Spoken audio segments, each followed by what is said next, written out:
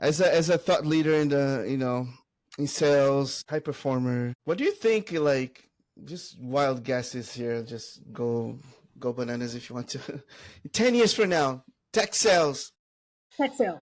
What do you think? What's the future of tech sales? Like, what do you think?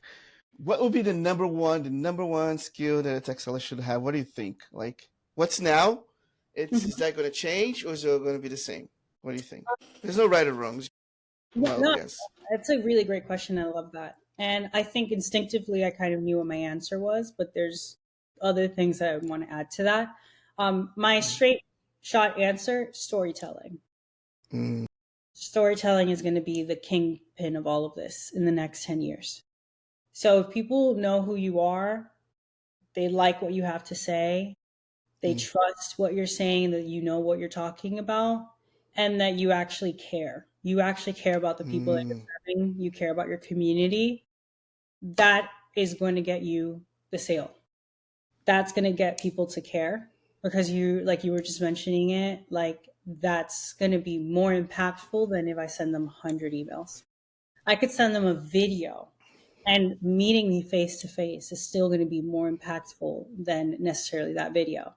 But on that note, that video is probably going to be more impactful than necessarily me writing a 2 sentence email that was written by ChatGPT, right?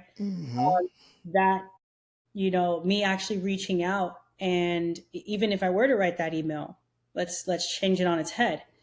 I write that email. Maybe it's 7 sentences long, but I'm actually talking about something that they've done recently, and then I know that they're excited about X, Y, and Z, and then I show that I care.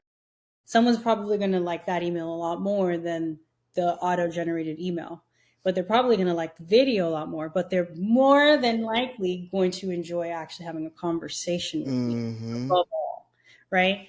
The reality is of it, though, we can't be everywhere all at the same time. So it's using that technology to be able to go ahead and share our stories and connect with those people, while not losing on that human connection. And in fact, actually using that technology to bridge the gap of like, I am telling my story, get it out there so that I can actually connect with the people that I need to connect with. I love that. Do you think, yeah, so same. Right now, it's the same needs, going to be the same need in 10 years from now. I think the more technology advance we get, the more humanity, right, on the other side of the coin, the spectrum needs to increase. So are we going to be buying this for friends, like people that, like face to face, like how that's going to happen? I argue that you're always buying things. Everything is sales, right? So if your friend is trying to convince you to go down to the bar, that's a sale. And if you say yes, Yeah. they got the sale, right?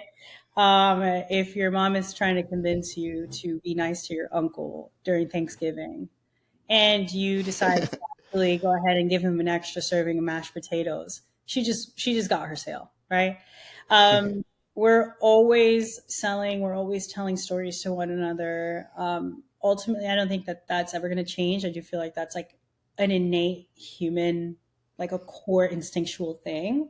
But the way that we get our stories out there and how quickly we can do it, I feel like that's what's going to change.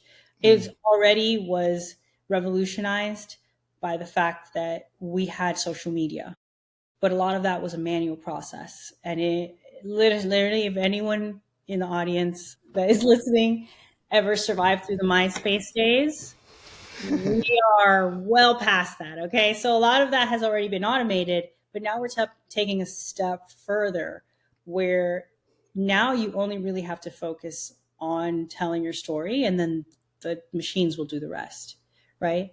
You don't necessarily have to worry about how you're going to post it because it has automatically done it for you. You can have an idea and start storyboarding with some sort of machine learning tool or anything that has to do with like AI, and already have a pivot as to how you might want to take your story. And overall, I feel like that is going to make things just a little bit faster for those folks that have been doing that work anyway.